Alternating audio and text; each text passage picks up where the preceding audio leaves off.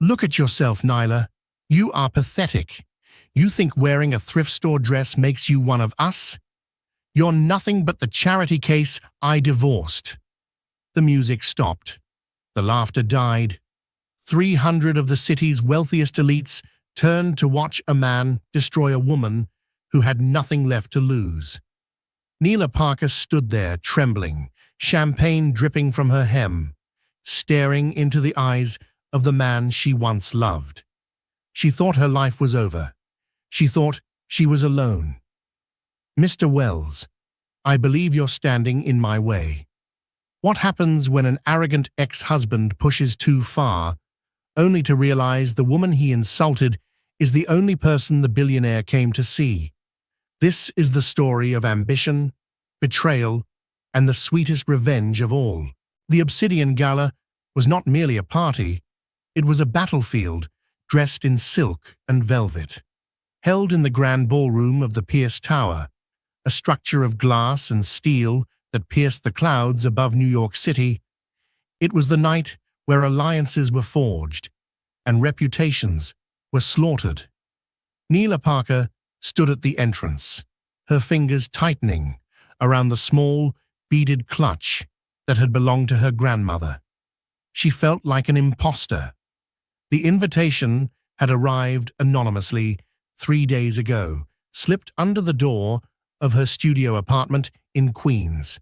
She shouldn't be here. She knew it.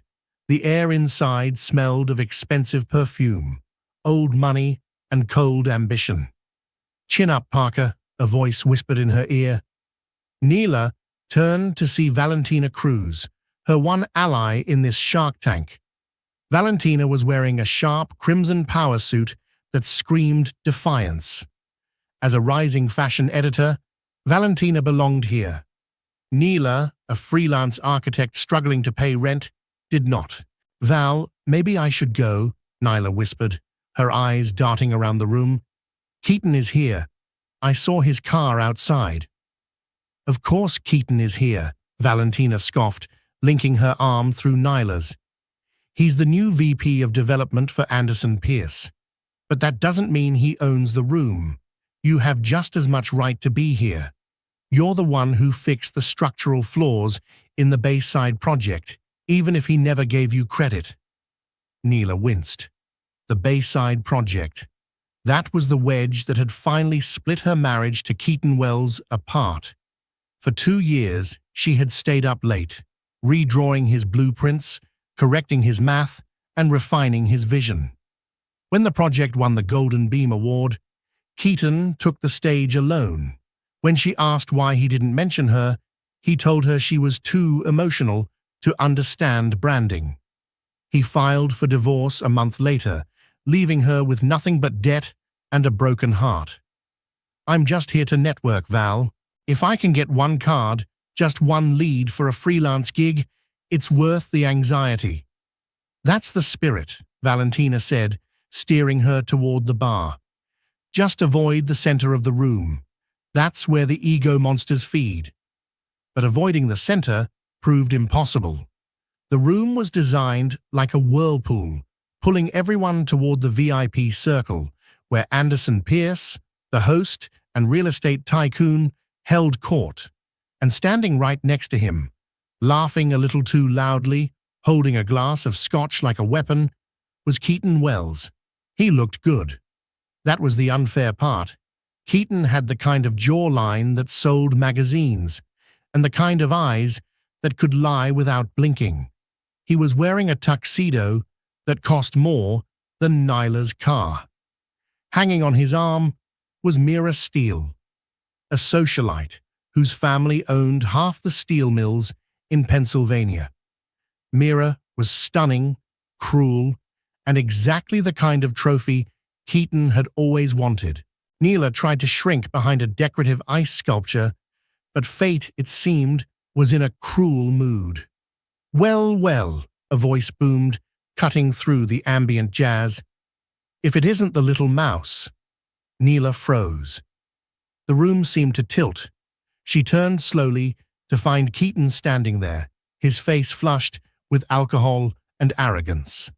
Mira Steele stood beside him, looking Neela up and down with a smirk that could peel paint. "Hello, Keaton," Nyla said, her voice steady despite the racing of her heart. "Mira, I didn't know the waitstaff was allowed to mingle with the guests," Mira giggled, covering her mouth with a diamond-encrusted hand. "I'm a guest, Mira," Neela said quietly. Keaton laughed, a harsh barking sound. "A guest? Who invited you? Did you sneak in through the kitchen, or did you seduce a doorman?" "I received an invitation," Neela replied, gripping her clutch. "Now, if you'll excuse me." She tried to step around him, but Keaton sidestepped, blocking her path. The circle around them began to tighten. People sensing drama were like sharks sensing blood. The chatter died down. Eyes turned. "You don't walk away from me when I'm speaking," Keaton hissed, his charming facade cracking to reveal the bully underneath. "You think you can just waltz into Anderson Pierce's gala wearing— what is that, polyester?" He reached out and flicked the strap of her dress. It was a deep emerald gown Nyla had sewn herself, reworking a vintage piece she found at a flea market. It was elegant, modest, and beautiful, but against the backdrop of haute couture, Keaton made it feel like a rag. "Leave me alone, Keaton," Neela warned, her voice rising. "Or what?" Keaton stepped closer, looming over her. "You'll correct my blueprints? You'll cry? Go home, Nyla. You're embarrassing yourself. You're embarrassing me just by existing in the same zip code." The silence in the ballroom was deafening. Even the string quartet seemed to have faltered.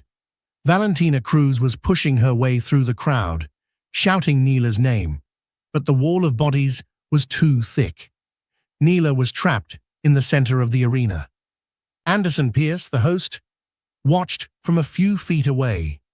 He didn't intervene. He was a man who valued strength, and he wanted to see if his new VP, Keaton, could handle dominance or if he was just a loudmouth. "I'm not leaving," Neela said, finding a reservoir of strength she didn't know she possessed. "I have a right to be here. My work—" "Your work?" Keaton bellowed, causing several people to jump. "You have no work. You have no legacy. You were a secretary I married out of pity because you looked lonely in the break room. I gave you a life, Nyla, and you suffocated me with your mediocrity." Tears pricked Nyla's eyes, hot and stinging. It wasn't just the insults. It was the rewriting of history. The late nights she spent teaching him how to use CAD software, the speeches she wrote for him, the way she supported him when his mother died. He was erasing her humanity to boost his own ego. Mira Steele laughed, leaning into Keaton. "Oh, honey, don't waste your breath. She's clearly looking for a handout. Maybe we should write her a check for a cab." Keaton reached into his pocket and pulled out a money clip. He peeled off a $100 bill and crumbled it into a ball. "Here," Keaton sneered, tossing the bill. It hit Nyla's chest and fell to the floor. "Take it. Get yourself a meal that isn't instant noodles, and then get out of my sight." The humiliation was physical. It felt like a punch to the gut. Nyla stared at the bill on the polished marble floor. If she bent down to pick it up, she admitted defeat. If she ran, she admitted defeat. She looked up, locking eyes with Keaton. "You are a small, small man, Keaton, and one day everyone will see the cracks in the foundation you didn't build." Keaton's face turned purple. His narcissism couldn't handle the public pushback. He raised his hand, pointing a finger aggressively in her face. "Security!" Keaton shouted, looking around. "Get this woman out of here. She's harassing the guests." Two burly security guards started to move toward them. The crowd parted. Nyla felt the walls closing in. She took a step back, her heel catching on the hem of her dress. She stumbled, barely catching herself. "Pathetic," Keaton spat, Absolutely pathetic. He turned to the crowd, spreading his arms. I apologize, everyone. Just a little domestic debris that needed clearing up. Please, enjoy the champagne. He turned back to Nyla, a cruel grin on his face. Go back to the gutter, Nyla. No one here wants you. No one here even knows who you are. That was the moment Nyla's heart truly broke. Not because she loved him, that love had died years ago, but because she feared he was right. In this world of power and money, she was invisible. She turned to run, tears finally spilling over her cheeks, and then the double doors at the top of the grand staircase flew open. The doors didn't just open, they were thrown wide with a force that rattled the hinges. A hush fell over the room that was different from before. The previous silence had been awkward, voyeuristic. This silence was revered. It was the silence of prey, noticing a predator. Walking through the doors was Malcolm Voss. Malcolm Voss was a myth in New York, a billionaire industrialist, a tech mogul, and a man who rarely left his private island in the Mediterranean. He was known for two things: his ruthless efficiency in business and his absolute hatred for public events. He was 6'3", wearing a tuxedo that was cut so sharply it looked like a weapon. His eyes were dark, intelligent, and currently sweeping the room like a searchlight. Behind him trailed a small army of assistants and lawyers, but Malcolm walked alone, dominating the space. Anderson Pierce, the host, immediately straightened his tie. Even he, a titan of real estate, bowed to the influence of Malcolm Voss. Pierce hurried forward, a practiced smile plastered on his face. "Mr. Voss," Pierce called out, extending a hand. "We didn't think you'd make it. What an honor to have you at the Obsidian Gala." Keaton Wells, sensing an opportunity to climb even higher, stepped away from Nyla and practically ran to stand next to his boss. He puffed out his chest, ready to be introduced to the most powerful man in the hemisphere. "Mr. Voss," Keaton said, his voice oily with charm, "I'm Keaton Wells, VP of Development. I've studied your acquisition strategies for years. Huge fan." Malcolm Voss didn't stop walking. He didn't shake Pierce's hand. He didn't even look at Keaton. It was as if they were ghosts. Malcolm walked straight through the VIP circle. He walked past the ice sculpture. He walked past the stunned Mira Steele. He walked straight to Nyla Parker. Nyla was frozen, tears still wet on her cheeks, the crumpled $100 bill near her feet. She looked up at the towering man, confused and terrified. Was he here to kick her out personally? Malcolm stopped 2 feet from her. The room held its breath. Slowly, deliberately, Malcolm Voss knelt. The crowd gasped. A billionaire, kneeling. Malcolm reached out, his long fingers brushing the marble floor.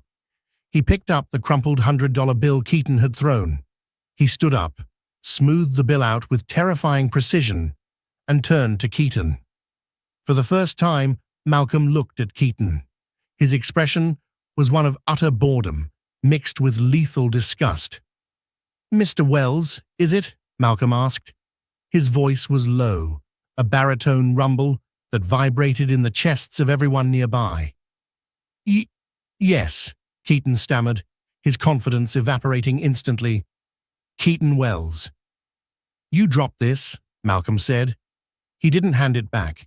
He let it drop from his fingers, fluttering down to land on Keaton's expensive Italian shoes. "Try not to litter. It makes you look cheap." Keaton turned pale. The blood drained from his face so fast he looked like he might faint. Anderson Pierce looked horrified. Malcolm turned his back on Keaton, dismissing him entirely. He turned his full attention to Nyla. The harshness in his eyes vanished, replaced by a look of intense curiosity and respect. "Ms. Parker," Malcolm said softly. Nyla blinked, finding her voice. Do I know you? Not personally, Malcolm replied, but I know your mind. He reached into his inner jacket pocket and pulled out a folded piece of blue paper. It was a blueprint, not just any blueprint. It was a sketch Nyla had done years ago on a napkin, a design for a kinetic solar roof structure, something she had doodled while waiting for Keaton to finish a meeting.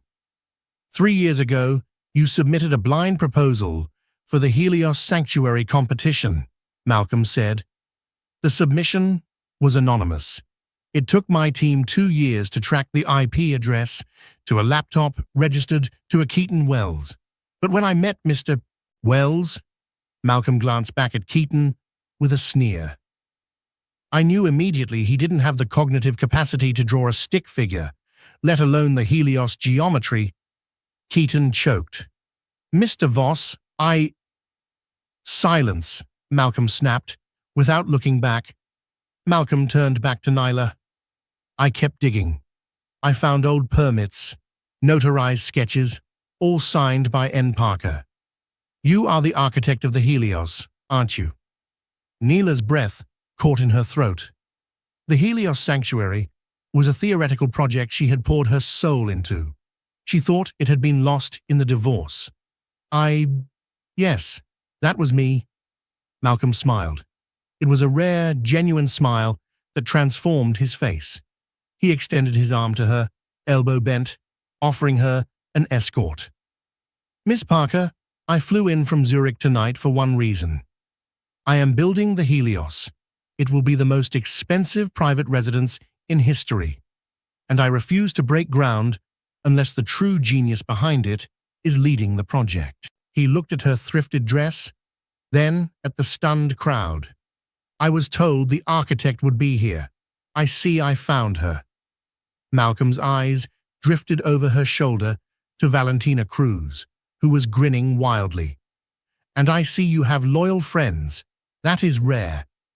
Malcolm looked at Nyla's tear-stained face. This party is suffocating. My car is outside.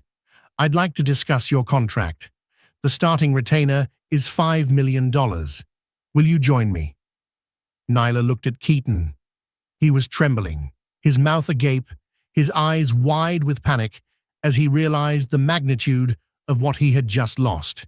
He looked at Anderson Pierce, who was glaring at him with fury. Keaton's career was disintegrating in real time. Nyla looked at Malcolm's hand. She took a deep breath, wiped her tears, and placed her hand in the crook of his arm. I would love to, Mr. Voss, Nyla said, her voice ringing clear and strong. Excellent, Malcolm said. He began to lead her away. As they passed Keaton, Malcolm paused one last time. He leaned in, close enough that only Keaton and the silent room could hear. Oh, and Wells, if you ever speak to my lead architect like that again, I will buy every company you work for just to fire you. Malcolm swept Nyla out of the ballroom, leaving a pale, shaking ex-husband in his wake. The doors closed. But for Nyla Parker, life was just opening up. The inside of Malcolm Voss's car was quieter than a cathedral. It was a sleek, black armored sedan that seemed to glide over the potholes of Manhattan rather than drive over them. The windows were tinted so dark that the flashing cameras of the paparazzi outside were reduced to faint, distant sparks, ghosts of a world Nyla had just escaped. Nyla Parker sat on the soft, hand-stitched leather, her hands trembling in her lap. The adrenaline that had carried her out of the ballroom, that fierce, white-hot energy, was fading, replaced by a sudden, crushing wave of imposter syndrome. She looked at the man sitting across from her. Malcolm Voss was typing on a tablet, his face illuminated by the cool blue light of the screen. He had loosened his tie, the first sign of humanity he had shown all night. He didn't look like a savior now. He looked like a predator, calculating his next kill. His focus was absolute, terrifying. "You're hyperventilating," Malcolm said, without looking up. His voice was low, cutting through the silence. "There is a bottle of sparkling water in the console. Drink it. Shallow breaths reduce oxygen flow to the brain. I need your brain oxygenated." It wasn't a suggestion. It was a command. Neela fumbled with the latch, retrieved the glass bottle, and took a sip. The cold bubbles shocked her throat, grounding her. She took a deep breath, forcing her heart rate to slow. "Mr. Voss," she started, her voice barely a whisper. "What just happened back there?" Malcolm finally set the tablet down. He looked at her, his dark eyes analyzing every micro-expression. "A market correction, Ms. Parker. The market, in this case the architectural world, had undervalued your stock. I simply corrected the price."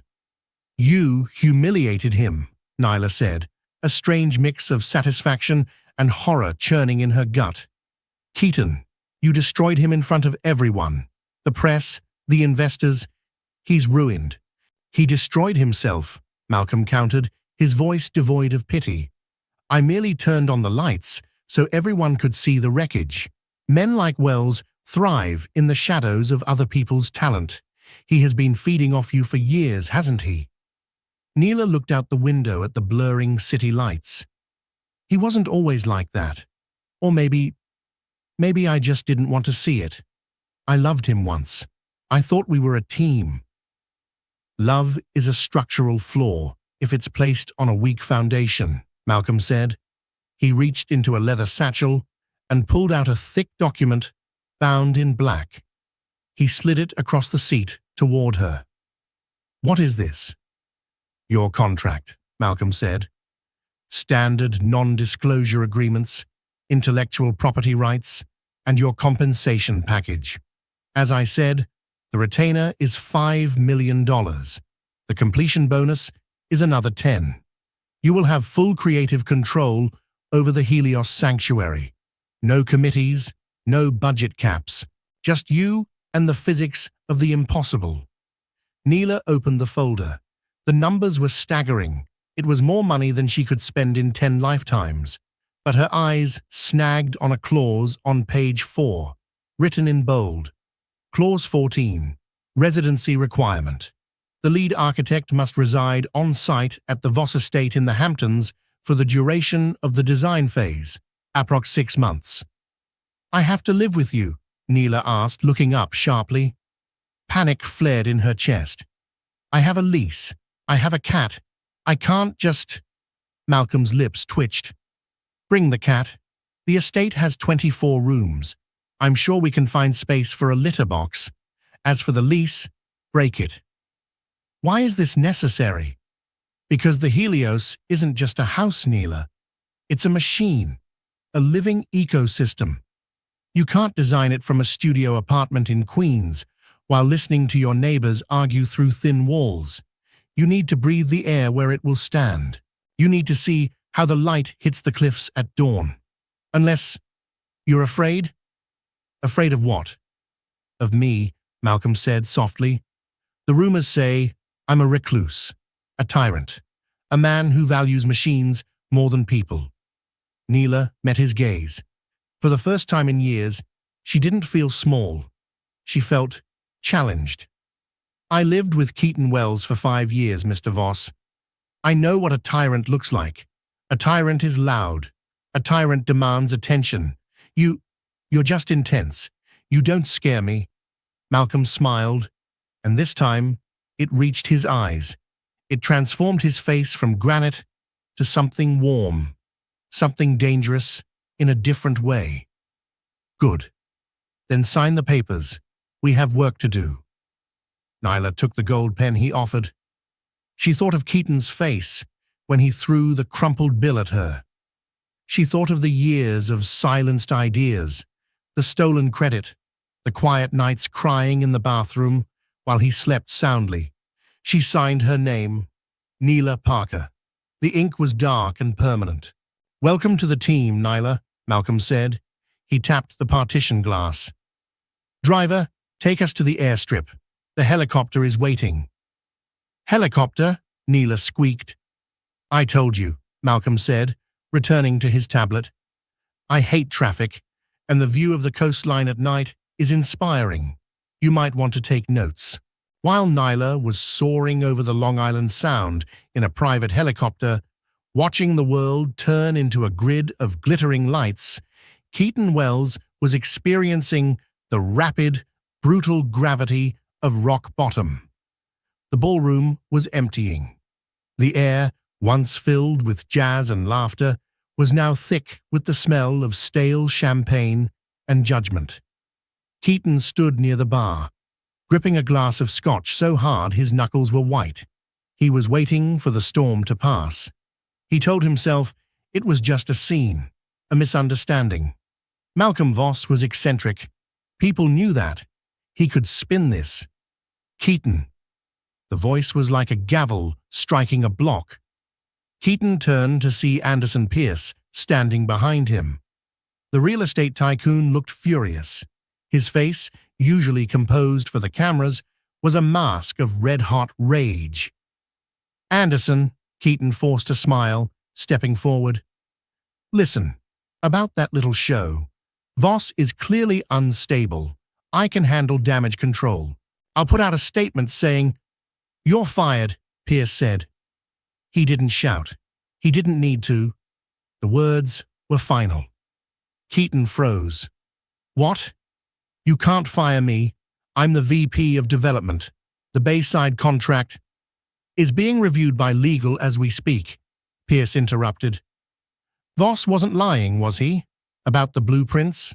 I had my team pull the metadata from the Bayside files 10 minutes ago. The timestamps, the user logins. They don't match your schedule, Keaton. They match your ex-wife's." Keaton felt the blood drain from his face. "That proves nothing. She was my assistant. She just digitized my sketches." "You're a fraud, Keaton," Pierce spat.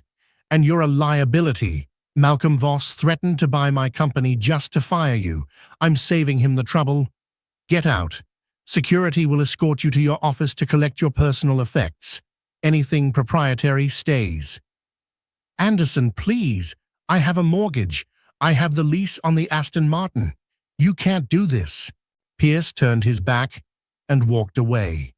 Keaton stood there, panting, his world tilting on its axis. He looked around for an ally. His eyes landed on Mira Steele. She was standing by the cloakroom, wrapping a white fur stole around her shoulders. "Mira!" Keaton rushed toward her, desperate for a lifeline. Mira's family had old money. If he could just secure his engagement to her, he could survive this. "Mira, baby, let's get out of here. This place is toxic." Mira turned. Her beautiful face was cold, devoid of the warmth she had shown him an hour ago. She looked at him like he was a stain on her dress. "Don't touch me," she said, stepping back. "Mira, it's me. It's Keaton. Don't let them get in your head." "You were humiliated by a woman wearing a $50 dress," Mira said, her voice dripping with disdain. "And then you were dressed down by the most powerful man in the world like a naughty schoolboy. You aren't a power player, Keaton. You're a joke, and I don't date jokes." She snapped her fingers, and her driver appeared, taking her elbow. "Lose my number, Keaton." She walked out into the night, leaving him completely alone. Keaton stumbled out of the Pierce Tower and onto the sidewalk. It was raining now, a cold, miserable drizzle that soaked his expensive tuxedo. He checked his phone. His notifications were exploding. The video of the confrontation was already viral. "Your Keaton Wells over" was trending on Twitter. He walked to his car, but the valet stopped him. "I'm sorry, Mr. Wells. Mr. Pierce ordered us to hold the company vehicle. You'll have to take a cab." Keaton screamed. He kicked a trash can, sending it clattering into the street. Passers-by stared. A few took photos. 2 hours later, Keaton sat in a dim, smoky office in New Jersey, located behind a dry cleaner. The sign on the door read, Saul Frantic, Litigation and Liability. Saul was a man who looked like he was made of grease and cheap cologne. He sat behind a desk piled high with files, eating a meatball sub. So, Saul said, chewing loudly, let me get this straight. Your wife, ex-wife, is now the lead architect for Malcolm Voss? The guy who owns like half the internet? She stole my ideas, Saul. Keaton slammed his fist on the desk. The Helios Sanctuary. Those were my concepts. We talked about them over dinner years ago. She just drew them. Did you draw them? Saul asked. I described them. Vividly. That counts as intellectual property, right? Saul wiped tomato sauce from his lip and leaned back. Listen, Keaton, in a court of law, probably not. But if we file an injunction, we can freeze the project. Construction stops. Investors get scared. Voss hates bad press. He might settle just to make you go away. I don't want a settlement, Keaton hissed, his eyes manic. I want her destroyed. I want her to feel what I felt tonight. I want to take everything from her. Saul grinned, showing yellow teeth. Now you're speaking my language. We file for IP theft, breach of marital contract, and, let's throw in fraud. We claim the retainer is marital asset. We claim everything. We bury her in paper. Do it, Keaton said. I want the injunction served tomorrow. Keaton stared at the rain-streaked window. She thinks she's won. She thinks she can just walk away with my life. He smiled, a sinister, broken thing. The gala was just the opening battle. The war has just begun. 2 weeks had passed since the gala, and Nyla felt like she was living in a dream, or perhaps a very intense masterclass. The Voss estate in the Hamptons was not a house. It was a compound. Perched on the edge of a cliff overlooking the churning Atlantic, it was a masterpiece of brutalist architecture, all concrete angles and floor-to-ceiling glass. It was beautiful, but cold. Neela had spent the first week terrified, but by the second week, the work had taken over. She stood in the main studio, a vast room with a panoramic view of the ocean. In the center of the room was a massive holographic table, projecting a 3D model of the Helios Sanctuary. Around her stood a team of 12 engineers, structural analysts, and materials scientists. They were the best in the world, and they were all looking at her with skepticism. The load-bearing capacity of the eastern cantilever is insufficient, said Dr. Aris Thorne, the lead structural engineer. He was an older man, with thick glasses and an attitude that suggested he didn't like taking orders from a woman half his age. If we use the glass density you've specified, the wind shear will shatter the atrium within a year. Neela looked at the hologram. She zoomed in on the cantilever. Her heart hammered in her chest. These people were geniuses. Who was she to correct them? She glanced at the corner of the room. Malcolm was sitting in a leather armchair, reading a book. He hadn't spoken a word in the hour-long meeting. He was letting her sink or swim. Don't shrink, Nyla told herself. You built this in your mind 1,000 times. You know the math. Dr. Thorne, Nyla said, her voice steady. You're calculating the load based on standard tempered glass, but the Helios doesn't use standard glass. Look at the specs on page 52. Thorne huffed, flipping through his tablet. I saw the specs. Photonic reactive silica. It's experimental. It's never been used on a scale this size. It has, Neela said. In aerospace, the tensile strength increases when exposed to UV radiation. The wind shear won't shatter it because the brighter the sun, the stronger the bond. And during a storm, The low pressure activates the piezoelectric sensors in the frame, causing the glass to vibrate at a frequency that cancels out the wind resistance. The room went silent. Thorne blinked, looking at the data again. He ran a simulation on the holographic table. The red warning lights turned green. The structure held. "My God," Thorne whispered. "She's right. It actually stabilizes the foundation." He looked at Neela with new eyes, not as an ex-wife, not as a charity case, but as an engineer. "I apologize, Ms. Parker. That is brilliant." "Thank you, Dr. Thorne," Neela said, suppressing a smile. "Now let's talk about the geothermal vents." From the corner, Malcolm closed his book. He stood up and walked over to her. The team parted like the Red Sea. "Good session," Malcolm said quietly, standing close enough that she could smell his sandalwood cologne. "I thought you were going to intervene," Neela admitted, wiping her sweaty palms on her pants. "And rob you of the victory?" Malcolm shook his head. "I hired a wolf, Neela. I have no interest in muzzling her." There was a tension between them that hadn't been there before. It wasn't just professional respect. It was the electric charge of two sharp minds recognizing each other. Malcolm reached out, adjusting a stray lock of hair that had fallen over her forehead. His fingers lingered for a second too long, his touch warm against her skin. "Dinner is at 8, he said. "I'm making risotto. Don't be late." That night, the atmosphere in the estate shifted. They ate in the kitchen, not the formal dining room. Neela watched Malcolm stir the risotto, his sleeves rolled up, revealing forearms corded with muscle. It was domestic, intimate, and utterly confusing. "You cook?" Neela asked, sipping wine. "It's chemistry," Malcolm said. "Precision and timing. It relaxes me." He looked at her. "Keaton never cooked for you, did he?" "He couldn't boil water," Neela laughed bitterly. "And even if he could, he wouldn't. He thought domestic tasks were beneath him."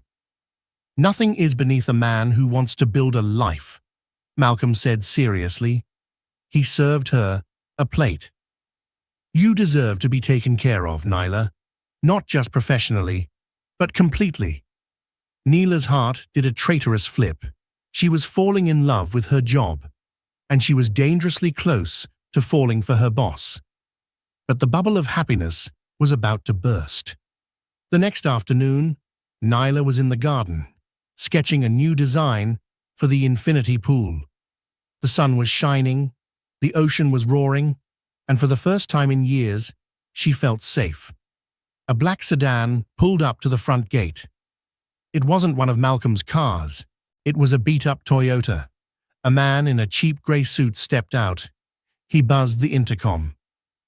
"Delivery for Ms. Neela Parker," the voice crackled. Neela walked to the gate, confused. "I'm Neela." The man didn't smile. He handed her a thick manila envelope. "You've been served." Neela's stomach dropped. She tore open the envelope. "Superior Court of New York Plaintiff. Keaton Wells, Defendant. Neela Parker and Voss Industries. Nature of suit, intellectual property theft, breach of marital contract, fraud." The letters swam before her eyes. Keaton was claiming that the Helios Sanctuary was based on his original concepts. He was claiming that since they were married when she drew the initial sketches, the intellectual property belonged to the marital estate, of which he was the primary beneficiary. He wasn't just suing for money. He had filed an emergency injunction, order to cease and desist. All construction and design work on the Helios project must halt immediately pending a preliminary hearing. "No," Neela whispered, clutching the paper. "No, he can't do this. It's a lie." "Is there a problem?" Malcolm appeared behind her, his expression darkening as he saw her face. He took the papers from her trembling hands. He read the first page, and his face turned to granite. The temperature in the garden seemed to drop 10 degrees. "He's stopping the project," Nyla choked out, tears of frustration welling up. "He's going to drag this out in court for years. He knows he can't win, but he knows he can bleed us dry. He wants to destroy my chance." Malcolm looked at the papers, then at Nyla. He didn't look worried. He looked lethal. "He thinks this is a legal battle," Malcolm said, his voice terrifyingly calm. "He thinks he can use the law as a weapon against me." Malcolm tore the injunction in half. "He doesn't realize," Malcolm said, looking out at the ocean, "that I don't just play the game, Nyla. I own the board." He pulled out his phone. "Get the legal team, and get the private investigators.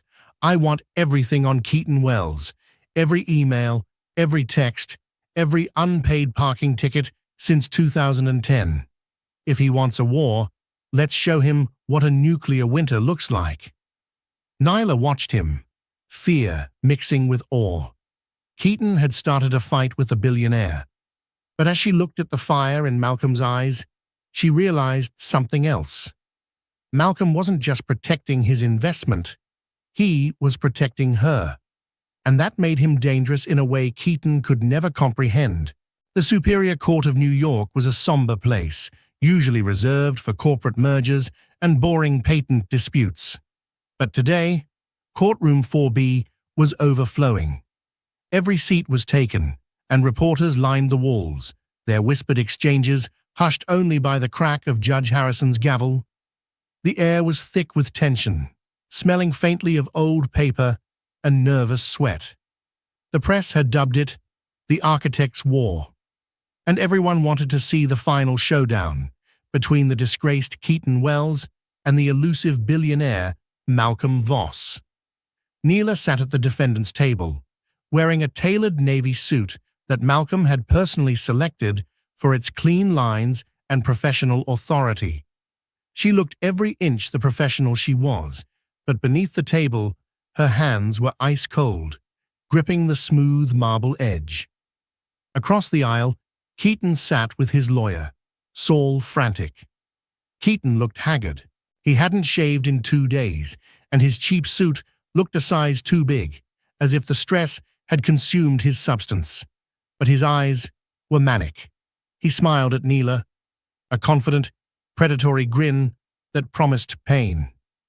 "We are here for the preliminary injunction regarding the Helios Sanctuary IP," Judge Harrison stated, her voice sharp. "Mr. Frantic, you may proceed." Saul Frantic stood, hiking up his ill-fitting trousers. "Your Honor, the facts are clear. Mr. Wells and Ms. Parker were married when the conceptual work for the Helios Sanctuary began. The law is explicit. Marital assets. Mr. Wells, the visionary, directed her hand. He gave her the vision, the concept, the genius. She was merely the pencil in his hand, transcribing his intellect. Therefore, this retainer is a joint asset, and Mr. Wells's name belongs on the building. Voss Industries is complicit in marital fraud and IP theft." Keaton took the stand, radiating feigned sincerity. He played the victim perfectly, dabbing his eyes with a handkerchief he pulled from his pocket. "I just wanted to help her," he lied to the packed courtroom, his voice cracking dramatically. "I let her draw while I dictated the advanced mathematical elements. It breaks my heart that she's now stealing my life's work with the aid of a frankly manipulative billionaire." Nyla felt a cold surge of anger. Keaton's capacity for self-deception was limitless. She glanced back toward the gallery. Valentina Cruz gave her a thumbs up, her expression a mix of fury and encouragement. The cross-examination began with the defense lawyer, but the questions were easily deflected. Keaton was a practiced liar, smooth and rehearsed. Then it was Malcolm's turn. Malcolm dismissed his high-powered counsel with a nod. He had received special permission to question the witness himself. He stood up, buttoning his jacket, and walked toward the witness stand. The air in the room changed instantly. The collective intake of breath from the gallery was audible.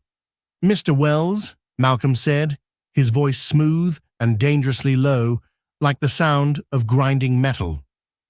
"You claim you dictated the entire mathematical geometry for the Helios roof, the photonic reactive silica structural formula, on the night of November 14, 2019. Is that correct?" "Yes," Keaton said, trying to hold Malcolm's gaze, but failing. "I remember it clearly. We were at the kitchen table, collaborating." "November 14th, Malcolm repeated, letting the date hang in the air. He turned to the judge. "Your Honor, I would like to submit Exhibit A. This concerns the location of Mr. Wells on that exact date."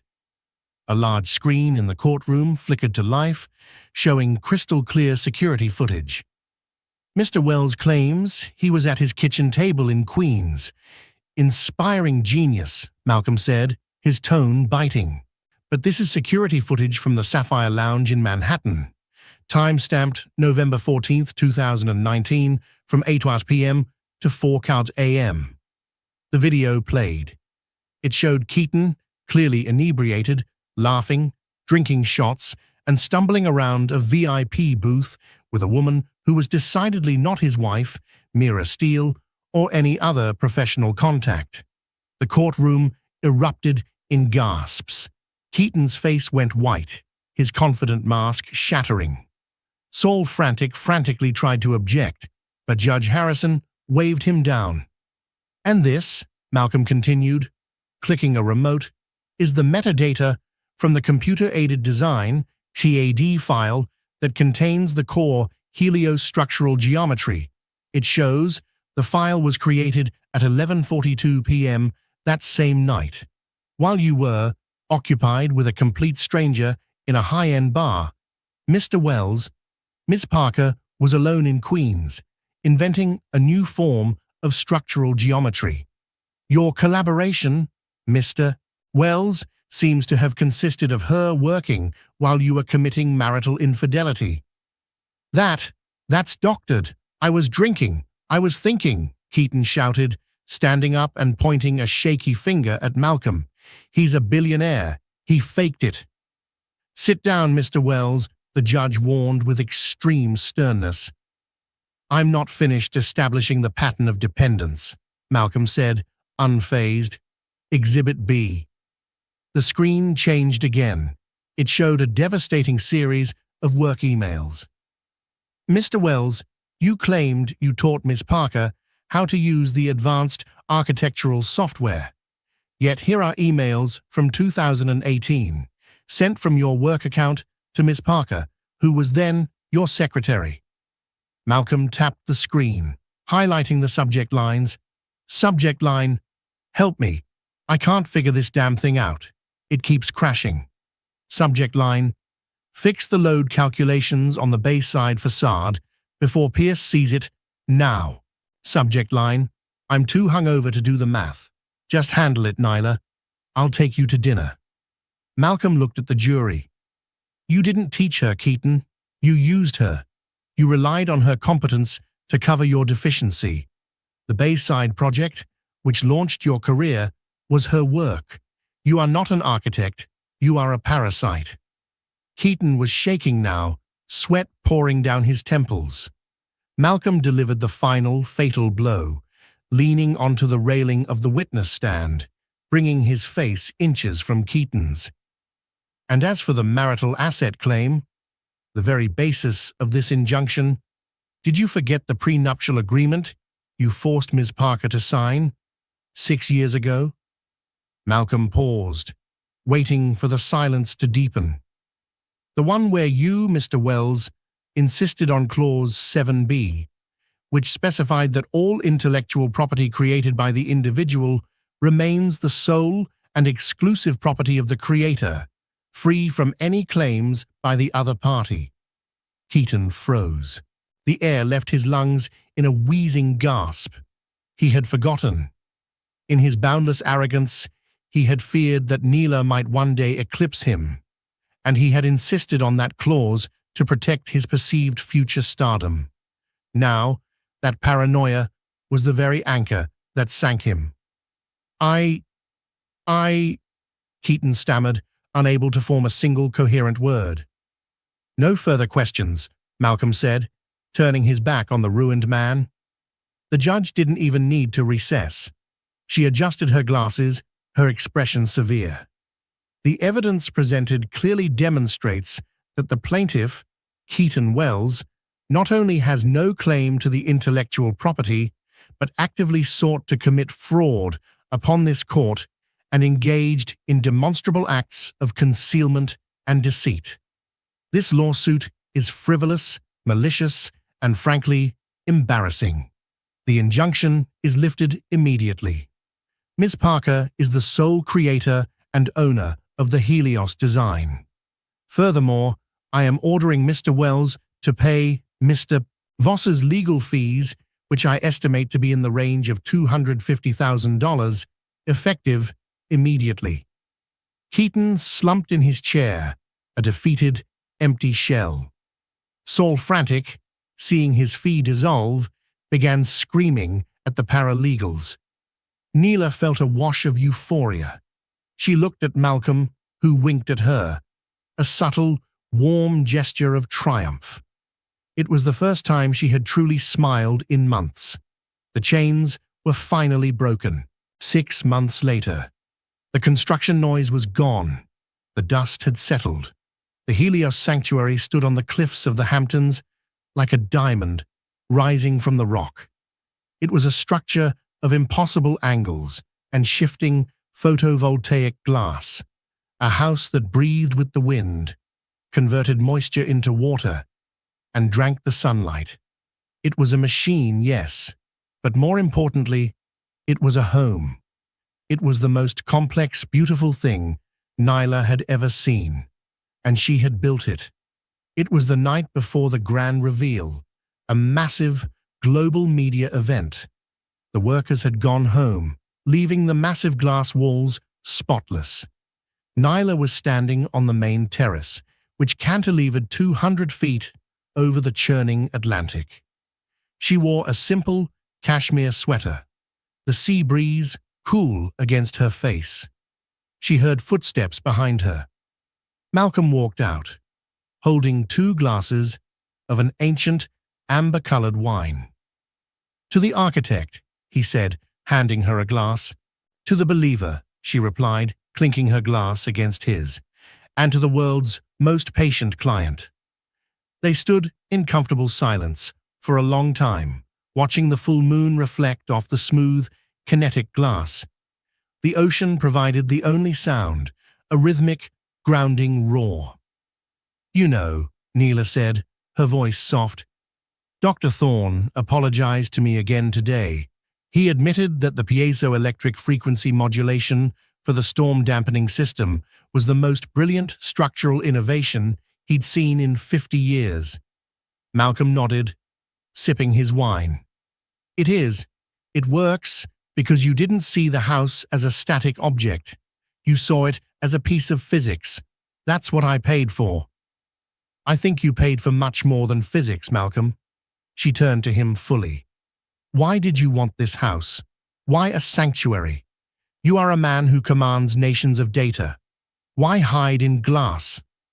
Malcolm sighed, the sound heavy with old burdens. He looked out at the dark, vast ocean. "I grew up in a world of noise, Nyla. My father was Senator Robert Voss, famous for his roaring speeches and his quiet cruelty. My mother was an ambitious socialite. Everything was a performance for the public. Every smile was calculated. Every hug was a photo opportunity. I hated it. I craved authenticity." He lowered his voice. "When I was 10, my father caught me drawing blueprints for a soundproof room in the back of my textbook. He tore them up and told me I was wasting my genius on emotional indulgence.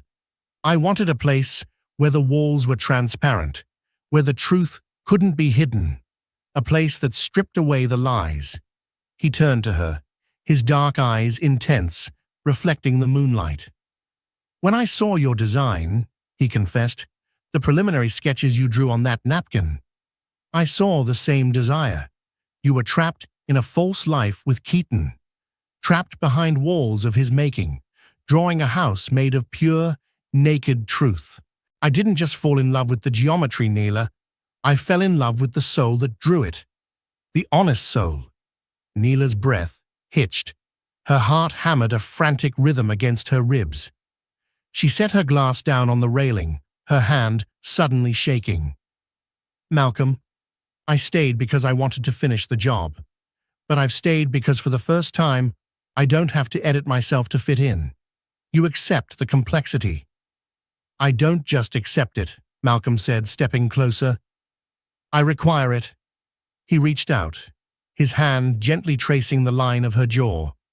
"The contract is over tomorrow, Nyla. You have your $10 million. You can go anywhere. You can build anything. But this house won't work without you. It will just be expensive glass and steel, and neither will I." His admission, raw and unexpected, was the most precious thing he had given her. She realized he wasn't terrifying at all. He was just a brilliant man who had built his own emotional fortress, and she, the architect, was the only person who knew the structural code to unlock it. "I don't want to go anywhere," Neela whispered, a tear of pure happiness tracing a path down her cheek. "I'm tired of building for other people. I want to build a life right here." Malcolm closed the distance. He reached out, cupping her face in his hands, wiping the tear away with his thumb. "Then stay, not as my employee, as my partner, in everything." He kissed her. It was a powerful, patient kiss that felt like the missing keystone in her own damaged foundation. It wasn't about drama or performance, like everything Keaton had done. It was the absolute certain connection of two people who finally recognized their equal and authentic halves. Neela kissed him back, pouring every year of suppressed ambition and renewed hope into the moment. She was no longer a shadow. She was the light. The grand reveal of the Helios Sanctuary was the biggest architectural event of the decade. Helicopters circled overhead like metallic dragonflies, and the world's elite arrived by yacht and private jet. The house, gleaming white and sharp-edged against the blue Atlantic, looked impossibly futuristic. Neela Parker stood on the podium, not behind it, in front of the gleaming glass house. The flash of 1,000 cameras momentarily blinded her, but this time she didn't shrink. She wore a stunning white dress that flowed like marble, a symbol of purity and strength. Malcolm stood off to the side, his eyes fixed on her with unapologetic adoration. "For a long time," Neela told the rapt crowd, her voice carrying clear and steady over the sound system, "I thought my value was in how much I could help someone else shine. I thought I was a shadow. I was a structural support beam for someone else's fragile ego." She paused, gesturing toward the vast glass edifice behind her. But a house built on lies will always crumble, no matter how shiny the exterior. We all have the right to stand in our own light. The Helios Sanctuary is not just a house, it's a monument to the power of authenticity. The crowd erupted in a standing ovation.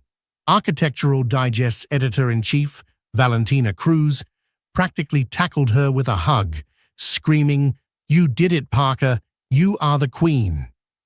Miles away, in a cramped, moldy basement apartment in Newark, New Jersey, a man sat on a stained mattress, the damp air smelling of mildew and old beer.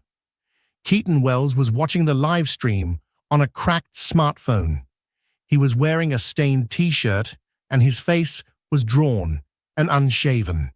He had lost his condo, his car, and his last shred of credibility. Anderson Pierce had blacklisted him industry-wide, and even Saul Frantic had stopped returning his calls after the legal fees were impossible to pay. He was currently working the night shift at a warehouse, packing boxes for minimum wage, using a fake name. He watched Nyla on the screen. She looked radiant, powerful, unreachable. Every word she spoke was a hammer blow to his remaining pride. "That should have been mine," Keaton muttered, taking a swig of warm, cheap beer. "She stole it. She set me up. She seduced that freak Voss." He had tried everything. He had sent pathetic, desperate texts to Mira Steele, who responded only with a laughing emoji.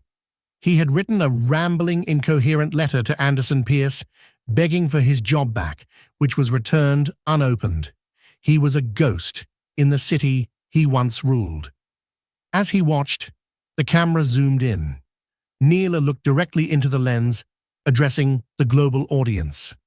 For a second, Keaton felt like she was looking right at him, through the screen, into his sad, dark basement.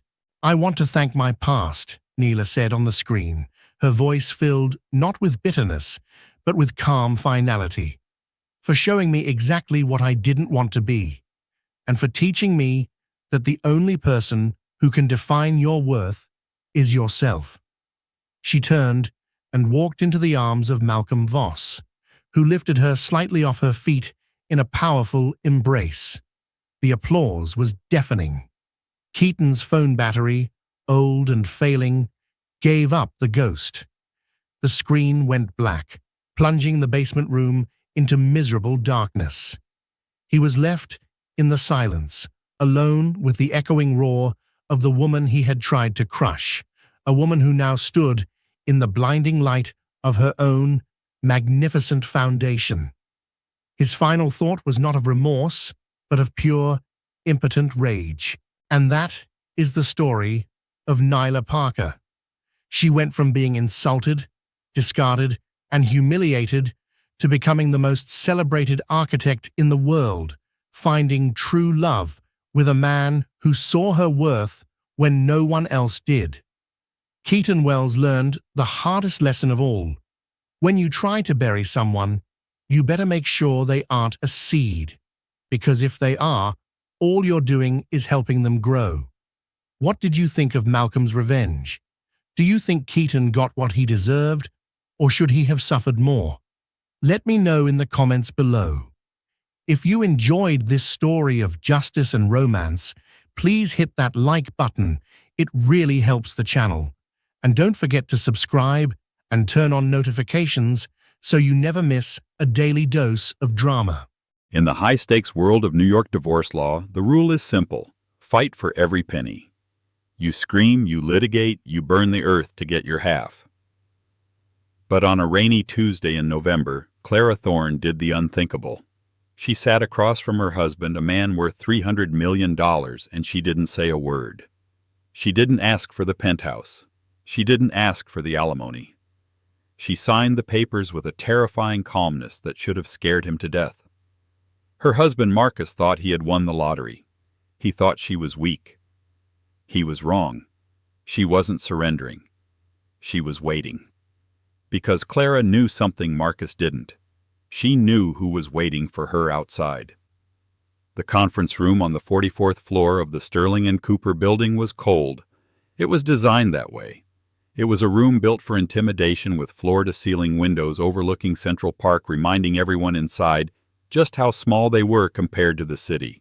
Marcus Thorne sat at the head of the mahogany table, checking his Rolex Daytona for the third time in 5 minutes. He adjusted his bespoke navy suit, the fabric costing more than most people's cars. He looked at his lawyer, a shark of a man named Daniel Prescott, and smirked.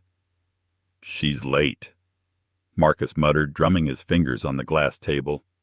"Probably crying in the lobby. God, I hope she doesn't make a scene." Prescott didn't smile. He was too expensive to smile. "Let's just get the signature, Marcus. Don't provoke her. The prenup is ironclad, but if she decides to contest the emotional distress clause, we could be here for another 6 months."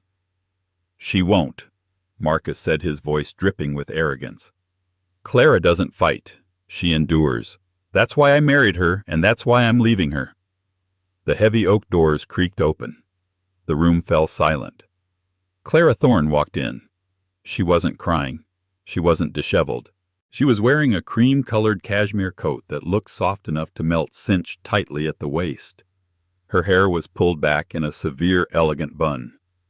She carried no bag, no files, no frantic stacks of paper, just a single silver pen.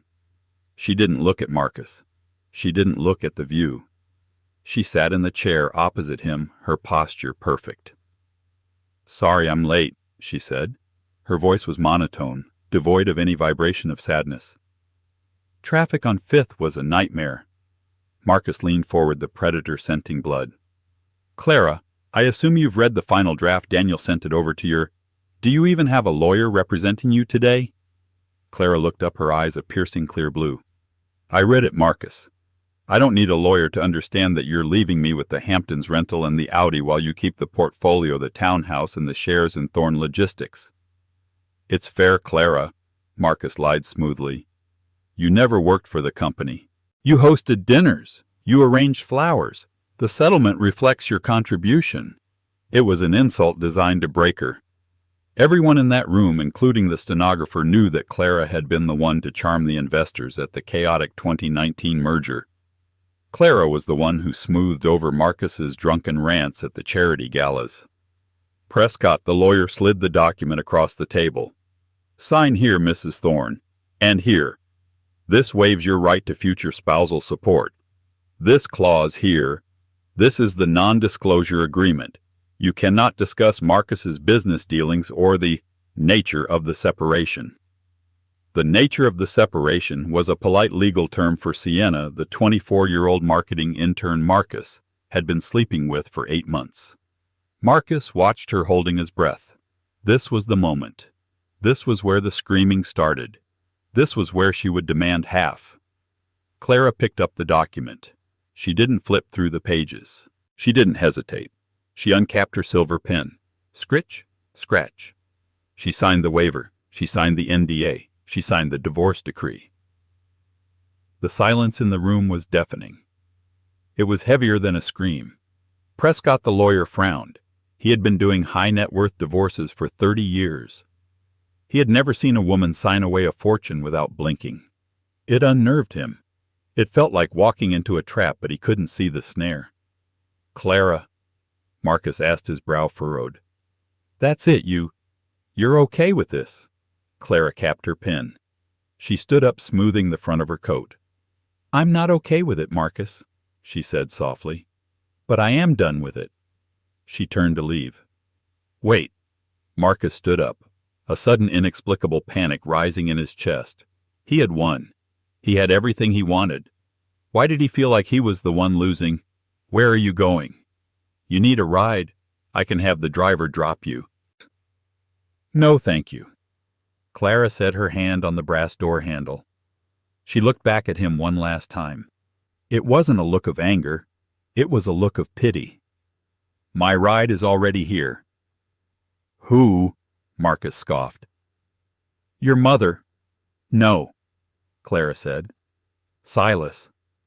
The door clicked shut. Marcus froze. He looked at Prescott. "Silas? Who the hell is Silas?" Prescott was already at the window, looking down at the street 44 stories below. His face went pale. "Marcus," the lawyer whispered, "come look at this." Down on the rain-slicked street, a car was idling at the curb. It wasn't a taxi. It wasn't an Uber. It was a Rolls-Royce Phantom jet black with diplomatic flags on the fender. A man in a suit was holding an umbrella for Clara as she slid into the back seat. "It's just a rental." Marcus laughed nervously.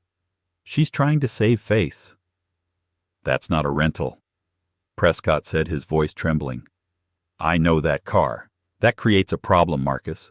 That creates a very big problem." "Why, whose car is it?" "That belongs to the Kincaid estate." Prescott turned to his client. "Silas Kincaid, the venture capitalist, the one who just bought the majority stake in the bank that holds all your company's debt." Marcus felt the blood drain from his face. "Silas Kincaid is a recluse. No one has seen him in 5 years. Why is he picking up my ex-wife? To understand the terror that was slowly creeping up Marcus Thorne's spine, you have to understand the man named Silas Kincaid. In the financial world, Kincaid wasn't a man. He was a force of nature. He was old money, mixed with new tech. He didn't just buy companies. He dismantled them, stripped them for parts, or turned them into empires. He was a ghost. He never gave interviews. He never appeared at galas. And Marcus Thorne, a man who considered himself a shark, was merely a guppy in Silas Kincaid's ocean. 3 days after the divorce papers were signed, Marcus was trying to celebrate. He was at La Cuckoo with Sienna. Sienna was beautiful, loud, and draped in the diamonds Clara had left behind in the safe. "Babe, stop looking at your phone," Sienna whined, twirling a forkful of lobster. "We're celebrating you're free. We're rich." Marcus swiped away a notification from his CFO. I know. It's just, something is weird." "What's weird?" "Clara." Marcus took a heavy sip of his scotch. "She moved out of the townhouse in 3 hours. The movers said she only took her clothes and a box of old books. She left the jewelry. She left the art. Who leaves a Picasso sketch on the wall?" "Sienna." "Someone who's stupid." Sienna giggled. "No." Marcus darkened. "Clara isn't stupid. She's calculated. I checked her bank accounts before I cut her access. She had $5,000 to her name. Where is she living? How is she eating? Maybe she's shacking up with that Silas guy you said he picked her up." "That's impossible," Marcus snapped. "Clara doesn't know Silas Kincaid. She was a kindergarten teacher before I met her. She doesn't run in those circles. It had to be a coincidence. Maybe she knows the driver." Just then Marcus's phone buzzed. It was a priority email from the board of directors of Thorne Logistics. Subject: Emergency Board Meeting. Tomorrow 8:00 a.m. Marcus frowned. "What the hell?" He opened the email. There was no text, just an attachment. A PDF document labeled Audit Discrepancies 2023.pdf. Marcus felt a cold sweat break out. He had been creative with the company accounting for years. Nothing illegal, he told himself, just gray areas. Moving debt to shell companies, inflating asset values to secure loans. It was how the game was played. But he was the CEO. The board usually ate out of his hand. Who ordered an audit? He scrolled down to the bottom of the email to see who had initiated the meeting. Requested by the Kincaid Holding Group, major shareholder. Marcus dropped his phone. It clattered onto the fine china, cracking the screen. The flashback. 6 months prior. While Marcus was busy sneaking Sienna into hotels in Soho, Clara had been at home. But she hadn't been crying. Clara had a secret one she kept even from Marcus.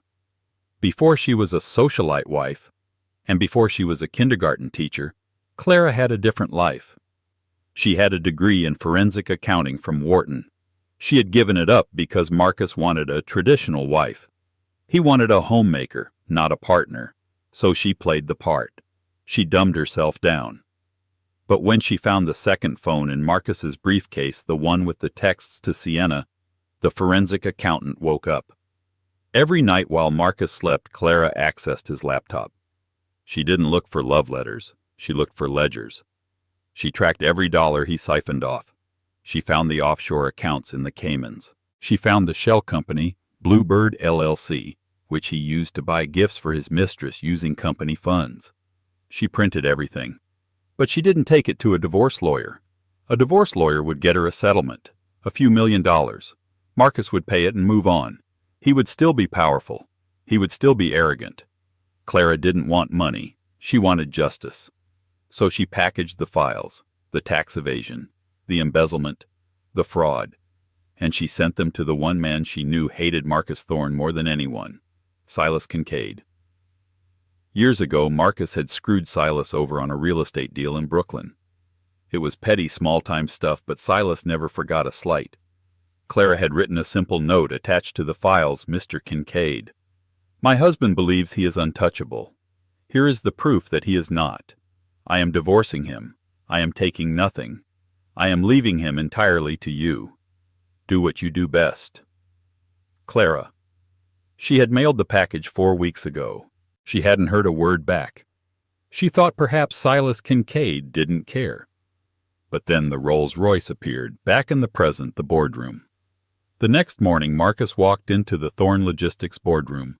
He looked like he hadn't slept. His tie was crooked. The board members were whispering. When Marcus entered, they stopped. "Gentlemen," Marcus said, forcing a smile, "what is this about our quarterly numbers are up?" "Sit down, Marcus," said heavy-set man at the end of the table. It was Arthur Pending, the chairman. "We have a new representative from our majority investor. The Kincaid Group has exercised their option to convert their debt into equity. They own 51% of the company as of this morning." "That's a hostile takeover," Marcus shouted. "You can't do that." "It's already done," a voice came from the corner of the room. The leather chair at the far end swiveled around. Marcus expected to see Silas Kincaid. He was ready to beg. He was ready to bargain. But the chair turned, and it wasn't a man in a suit. It was Clara. She was wearing a sharp charcoal blazer. She looked like a CEO. She looked like a queen. "Hello, Marcus," she said, her voice cool and steady. "Clara," Marcus wheezed, grabbing the back of a chair for support. What are you doing here? You signed the NDA. You can't be here." "I signed an NDA stating I wouldn't discuss our marriage," Clara said, opening a file folder in front of her.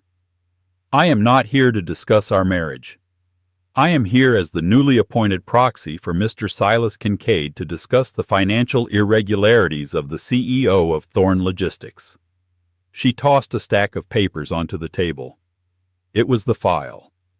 The Bluebird LLC expenses. The diamonds for Sienna. The offshore transfers. "You see, Marcus?" Clara stood up, walking slowly toward him. "You thought silence was weakness. But while you were making noise, I was taking notes. Mr. Kincaid was very impressed with my forensic work. In fact, he hired me. You work for him. I run his acquisitions department now." Clara smiled, a dangerous, shark-like smile that Marcus had never seen before. "And my first acquisition is you." Marcus Thorne was not a man who accepted defeat. He was a man who redefined the rules until he won.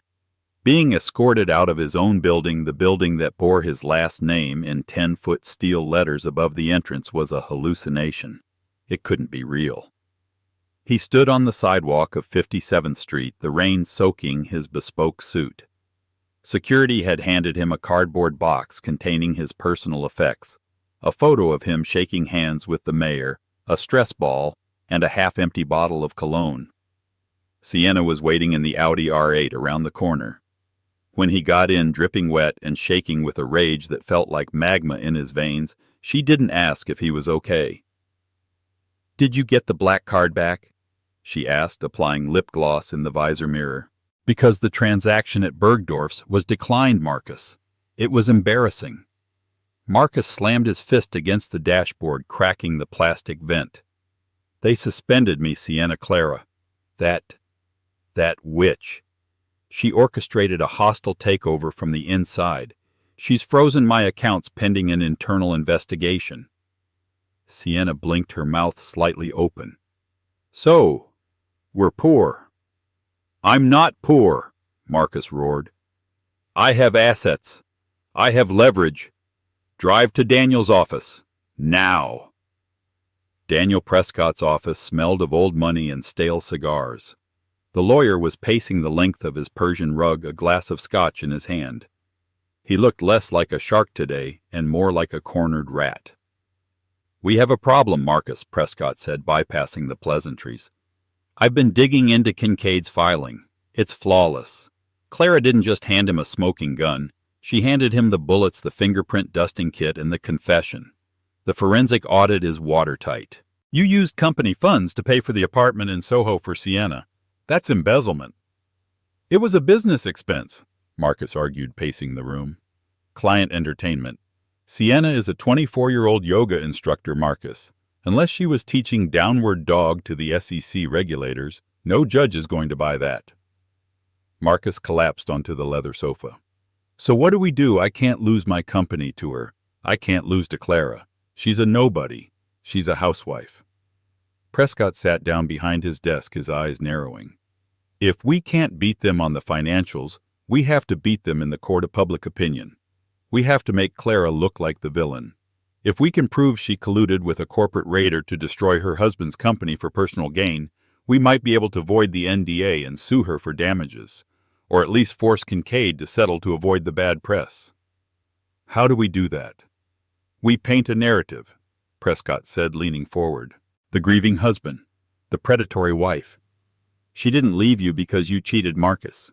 No, that's not the story anymore. She left you because she was having an affair with Silas Kincaid. Marcus's eyes widened. But she wasn't.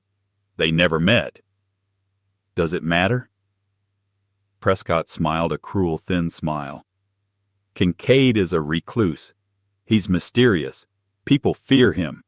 If we leak a story that Clara was feeding him inside information for months, sleeping with the enemy to secure a payout, she becomes the adulterer. She becomes the corporate spy. We destroy her reputation. And the audit, it becomes a fabrication. Prescott waved his hand. A setup by a vindictive ex-wife and her billionaire lover to steal your company. It was dirty. It was dangerous. It was a lie that could ruin lives. Marcus looked at his reflection in the darkened window. He thought of Clara's calm face in the boardroom. He thought of the pity in her eyes. Do it, Marcus hissed. Burn her to the ground. By the next morning, the machinery of destruction was in motion. Prescott hired a fixer, a man named Gorman who specialized in media manipulation. They planted blind items in Page 6. They leaked doctored timelines to gossip blogs. The headline on the New York Post the following Tuesday screamed, "Billionaire backstab. Did Thorne Logistics heiress plot coup from the bedroom of a rival?" The article was vicious. It painted Clara as a master manipulator, a gone girl figure who had faked a happy marriage while secretly funneling data to Silas Kincaid. It described Marcus as a blind-sided visionary who was the victim of a corporate honey trap. Paparazzi swarmed Clara's old apartment. They camped outside the Thorne Logistics building. They harassed her elderly mother in Connecticut. Marcus watched the news from his hotel suite. He was currently barred from the townhouse. He swirled his drink, feeling a grim sense of satisfaction. The narrative was shifting. Thorne Logistics stock was wobbling. The board was getting nervous about the scandal. You see, Marcus told Sienna, who was scrolling through Instagram comments, "She's not invincible. She's just a woman." But Marcus had made a critical error. He assumed Clara cared about public opinion. He assumed she was playing a game of fame. He didn't realize that by attacking Clara, he hadn't just angered an ex-wife. He had engaged the full lethal attention of Silas Kincaid. At 11:00 p.m. that night, Marcus's phone rang. It was a blocked number. "Hello?" Marcus answered. "Mr. Thorne." The voice was deep, synthesized, and cold. "This is a courtesy call." "Who is this?" "You have thrown a stone at a fortress," the voice said. "You should have checked if the fortress was armed. Check your email." The line went dead. Marcus checked his email. There was a new message from an anonymous sender. Subject Sienna. He opened it. It wasn't legal documents this time.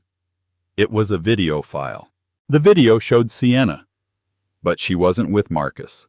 She was in a nightclub in Miami, date stamped 3 weeks ago, while she was supposed to be visiting her sick grandmother. She was in a VIP booth, snorting a line of white powder off the table and kissing. Marcus squinted at the screen. She was kissing Daniel Prescott, Marcus's lawyer. The email had a simple text body. "Loyalty is a commodity you cannot afford." Marcus stared at the screen, his world tilting on its axis.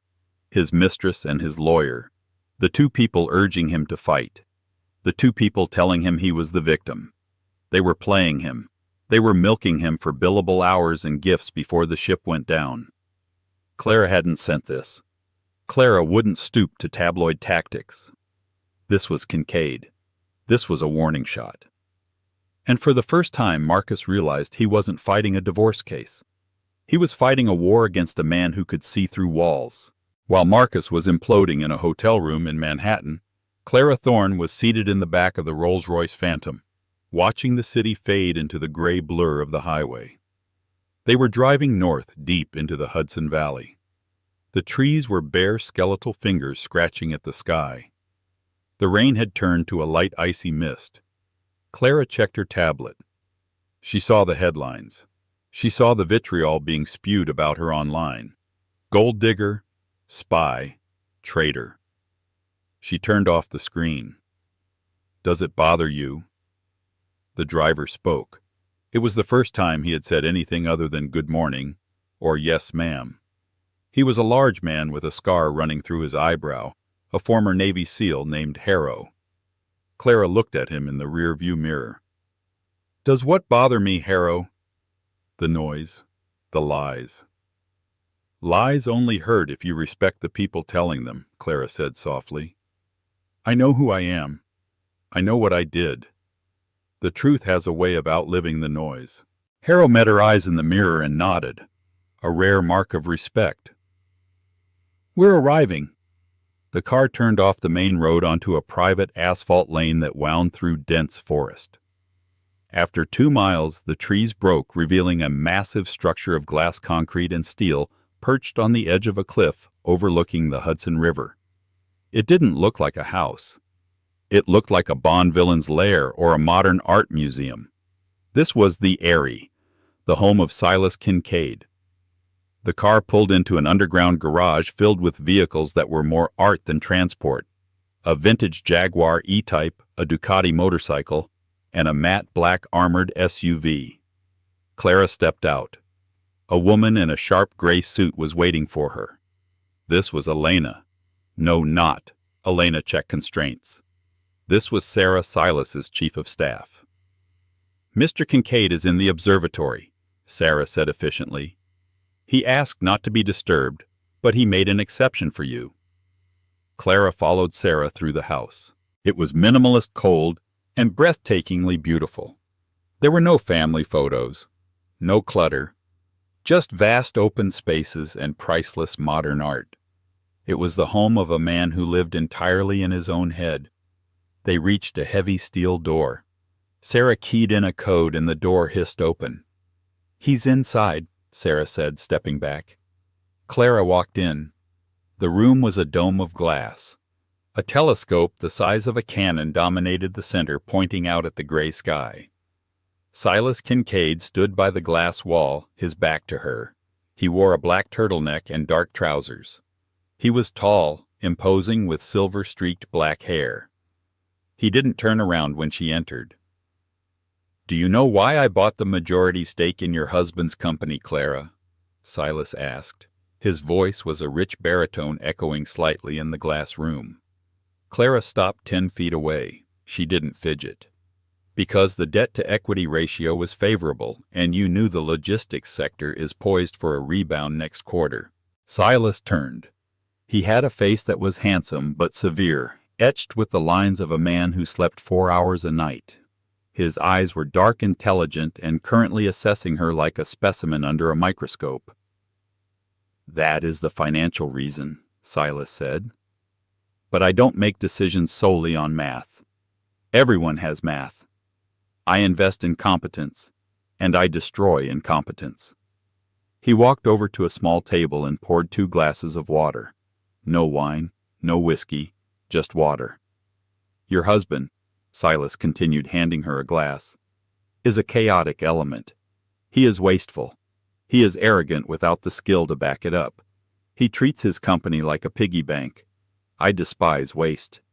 He took a sip, watching her over the rim of the glass. "But you," Silas said, his voice dropping an octave, "you are efficient. The file you sent me. It wasn't just data. It was a narrative. You traced the flow of money through 4 different shell companies. You found the discrepancies in the shipping manifests that 3 external audit firms missed. You have a mind for patterns, Clara. I was a forensic accountant before I was a trophy wife, Clara said, her voice steady. I learned to spot the lies in the numbers. Why did you stay? Silas asked. The question was sharp sudden. You are clearly more intelligent than him. You are more capable. Why did you stay for 7 years? Clara looked out at the river below. The water was churning gray and violent.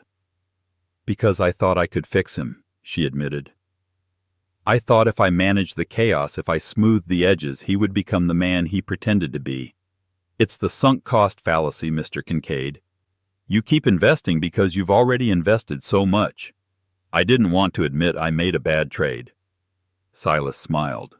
It was a small, genuine smile. A bad trade. Yes. Emotional bankruptcy. He set his glass down. Marcus has launched a PR campaign against you, Silas said. He is claiming we are lovers, that we conspired. I saw, Clara said. It will pass. It will pass, Silas agreed. But until it does, you are a target. You cannot go back to the city, not yet. I can handle myself. I don't doubt that, but you are my asset now, Silas said. I have appointed you as the interim CFO of Thorne Logistics effective this morning. You are going to run the company your husband ran into the ground. You are going to fix it. Clara froze. I can't run Thorne Logistics. The board will revolt. The board works for me, Silas said simply. And you work for me. You found the rot, Clara. Now you have to cut it out. You will stay here at the estate. We will set up a war room. You will dismantle Marcus's legacy piece by piece, and you will build something better in its place.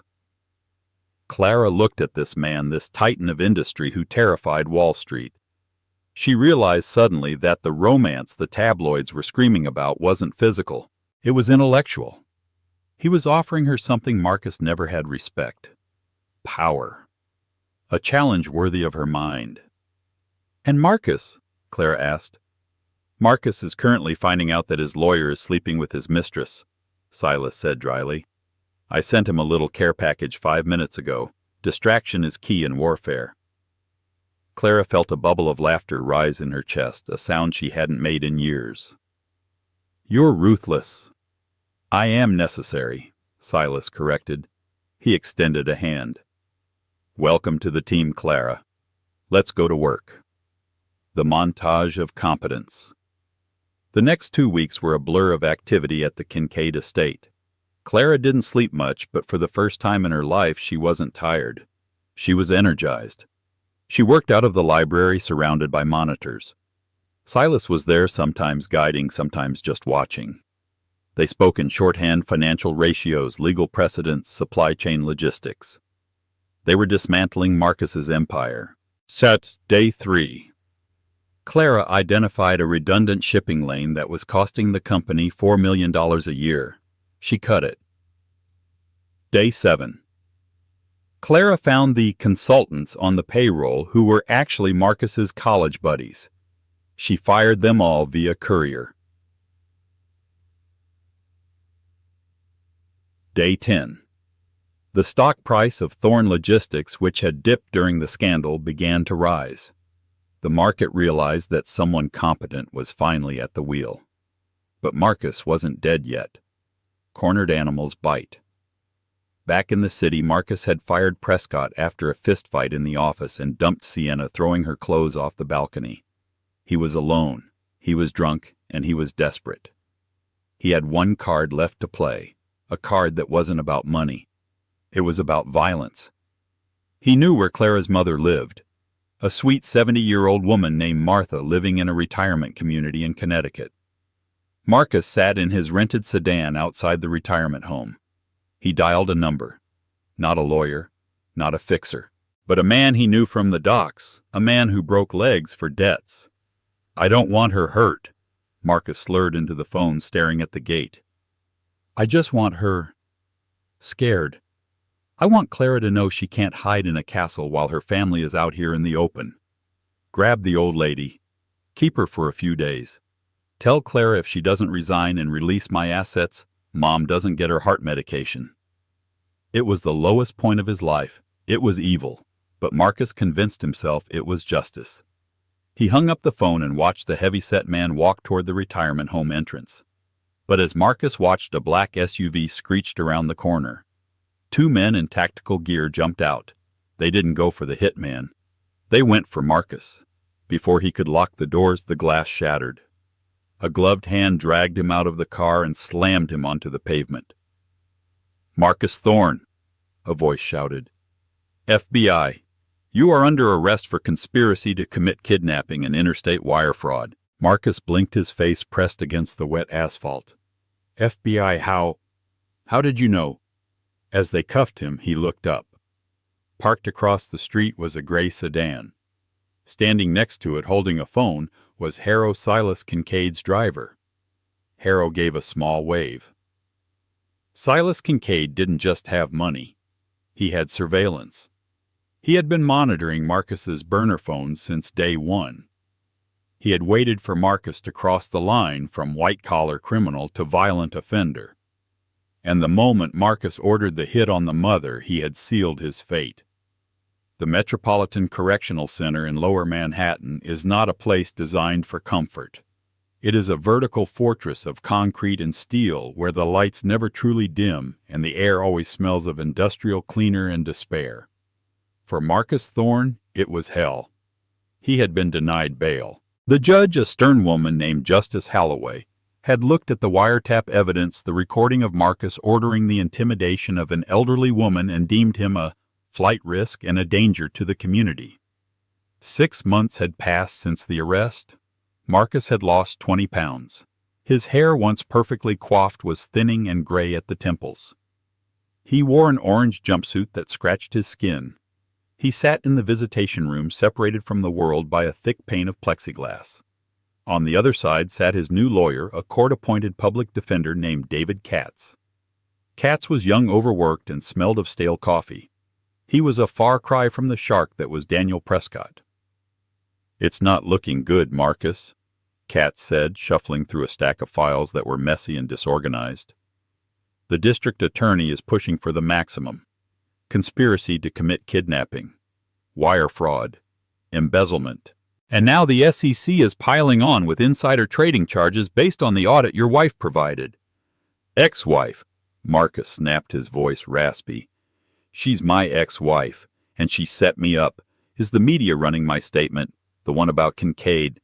They ran it." Katz sighed, rubbing his temples. "But nobody cares, Marcus. You're the villain of the week, the billionaire who tried to hit his mother-in-law. It's too juicy. The public hates you.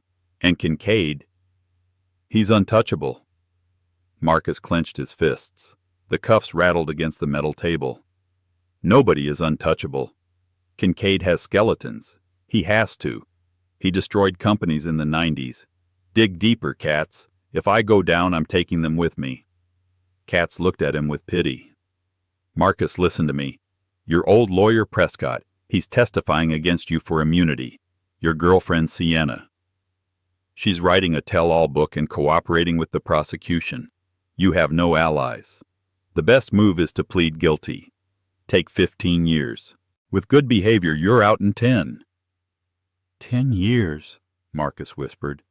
I'll be 55. I'll be nothing. You're already nothing, Marcus, Katz said brutally. The sooner you accept that, the sooner you survive. While Marcus was rotting in a cage of his own making, Clara Thorne was standing in a tower of glass. She was in the CEO's office of Thorne Logistics, her office now. The decor had changed. The dark, oppressive mahogany and leather were gone, replaced by sleek, mid-century modern furniture, cream rugs, and open space. Clara stood by the window looking out at the city. She wore a tailored navy dress that commanded respect. In 6 months she had turned the company around. She had sold off the private jets. She had liquidated the shell companies. She had instituted a profit-sharing model for the employees. The stock price was at an all-time high. But she wasn't happy. She was tired. The door opened. It was Silas. He didn't come to the office often. He preferred to stay in the shadows, letting Clara be the face of the resurrection. But today he was here. He was wearing a charcoal suit, looking as imposing and calm as ever. "You're brooding," Silas said, closing the door behind him. "I'm thinking," Clara corrected, turning to face him. "About him. About the trial. It starts next week." Silas walked over to the sideboard and poured 2 sparkling waters. "It will be a circus, but the outcome is certain. We have the evidence." "Do we?" Clara asked. "Marcus is desperate. He sent a message through his lawyer today. He claims he has a poison pill. Information about you." Silas paused the glass halfway to his lips. He didn't flinch, but the air in the room shifted. The temperature seemed to drop. Did he say what kind of information? "He claims he has proof that you manipulated the stock price of Thorne Logistics 3 years ago, that you shorted the stock right before a major recall, making millions while the company suffered. He claims he has the emails." Silas took a sip of water. He walked over to the window and stood next to her, looking down at the ant-like cars below. "And do you believe him?" Silas asked. He didn't look at her. Clara looked at his profile. The sharp jawline, the unreadable eyes. They had spent every day together for 6 months. They had eaten dinner together at the estate. They had debated philosophy, business, and art. There was a tension between them, a magnetic pull that neither had acted on. "I know you're ruthless, Silas," Clara said quietly. "I know you destroy things to build them. But I also know you value precision. Shorting a stock based on insider info is sloppy. It's beneath you." Silas turned to her then. His dark eyes bore into hers. "You're right. It is beneath me. I didn't short the stock, Clara. I bought the debt. I knew Marcus would fail because I knew Marcus. I didn't need illegal tactics. I just needed patience." "So he's lying." "He's bluffing. He's trying to make me panic, so I'll offer him a settlement to shut him up. He thinks I have something to hide." Silas stepped closer, invading her personal space. "The only thing I'm hiding, Clara, is how much I enjoy watching you work." Clara's breath hitched. It was the closest he had come to a confession. "He wants to see me," Clara said, changing the subject, her heart pounding. "Marcus put me on his visitation list. He wants 1 meeting before the trial starts." "Don't go," Silas said immediately. "It's a trap. He wants to get inside your head." "I have to go," Clara said. "I need to look him in the eye. I need to know that he has no power over me anymore. If I don't go, he'll think I'm afraid." Silas studied her face for a long moment. Then he nodded. "Take Harrow," Silas said, "and don't sign anything." The visitation room was cold. Clara sat on the metal stool, her hands folded calmly in her lap. She looked like a queen visiting a dungeon. When the guard brought Marcus in, Clara almost didn't recognize him. The arrogance was gone, replaced by a jittery, frantic energy. His eyes were bloodshot. He sat down, picking up the phone receiver. Clara picked up hers. "Clara," Marcus breathed. "You came. You look expensive." "I look like myself, Marcus," she said calmly. "Something you never bothered to see." "Cut the philosophy!" Marcus spat, his veneer cracking instantly. "We don't have much time. You need to drop the charges. You need to tell the DA that you fabricated the audit, that you were confused, that it was a mistake." Clara stared at him, genuinely baffled. "Why would I do that?" "Because if you don't," Marcus leaned in, fogging up the glass, "I'm going to release the files on Kincaid. I have them, Clara. The Project Chimera files." Clara frowned. She had never heard of Project Chimera. "You're bluffing," she said. "Am I?" Marcus grinned, a rictus of desperation. "Silas didn't just buy my debt. 10 years ago he funded a biotech startup in Palo Alto. They were doing illegal genetic testing. It went sideways. People died, Clara. Silas buried it. He scrubbed the internet, paid off the families. But I found the old server logs. I have the names of the dead." Clara felt a chill run down her spine. Silas was a mystery. Could he be capable of that? "If I release this," Marcus hissed, "Kincaid goes to prison for life. And you, the woman who sleeps in his house, you go down as his accomplice. You lose everything. The company, the reputation, everything." "So here's the deal," Marcus continued. "You recant your testimony. I get out. I take back the company. And I destroy the files. Kincaid stays safe. You stay safe." Clara looked at the man she had married. She looked at the desperation in his eyes. And suddenly the forensic accountant in her brain clicked into gear. "Palo Alto," Clara said slowly. 10 years ago." "Yes." Marcus nodded eagerly. "The leverage is real. Silas was in Tokyo 10 years ago," Clara said. "He was overseeing the acquisition of Sony's robotics division. It was in all the papers. He lived there for 2 years. Marcus blinked. He had proxies. He did it remotely. And," Clara continued, her voice gaining strength, "Silas doesn't invest in biotech. He told me once. He thinks the FDA regulations make the ROI too slow. He sticks to logistics-heavy industry and banking. It's his investing philosophy. Rule number 1. Marcus was sweating now. "You don't know him. He's a monster." "No, Marcus." Clara stood up. "He's a businessman. You're the monster, and you're a bad liar." She hung up the phone. "Wait!" Marcus screamed, slamming his hand against the glass. "Clara, don't walk away. I can ruin you. I made you." Clara didn't look back. She walked out of the room, the sound of Marcus's screaming fading behind the heavy steel door. She walked out into the sunlight where Hera was waiting with the car. She got in the back seat and pulled out her phone. She texted Silas. Text to Silas. He tried the Chimera bluff. "You were right. He has nothing." Text from Silas. "I know. Come home." The trial of the century. The trial lasted 3 weeks. It was the most televised event of the year. The prosecution was ruthless. They paraded a line of witnesses that hammered the nails into Marcus's coffin. First was Sienna. She wore a modest cardigan and cried on the stand. She testified about the offshore accounts, the cash drops, and how Marcus had bragged about hiding the money from the old ball and chain. The jury looked at Clara, sitting in the gallery, stoic and elegant, and then looked at Marcus with disgust. Then came Daniel Prescott. The lawyer had cut a deal. He gave up everything. He walked the jury through the complex web of shell companies Marcus had used to defraud the shareholders. He explained the Bluebird LLC account. He admitted to helping Marcus launder money.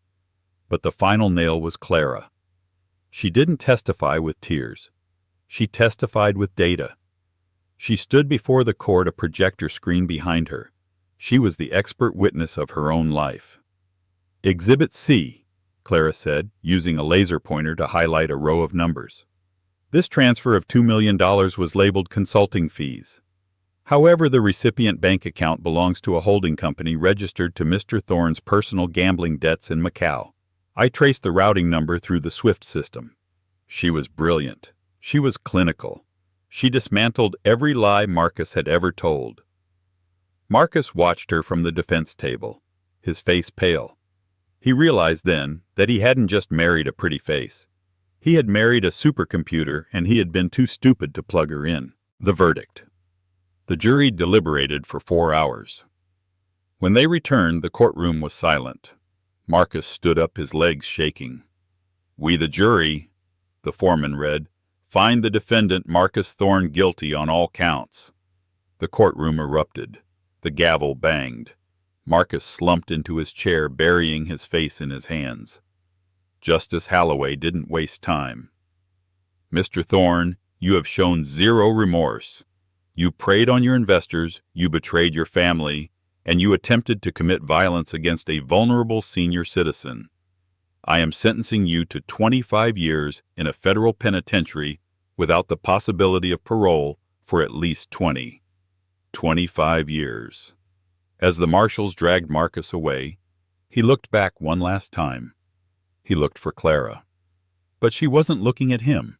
She was already walking toward the exit, her head held high, flanked by Silas Kincaid. The aftermath. That evening the Kincaid estate was quiet. The storm was over. Clara sat on the terrace, a glass of vintage wine in her hand. The Hudson River reflected the moonlight below.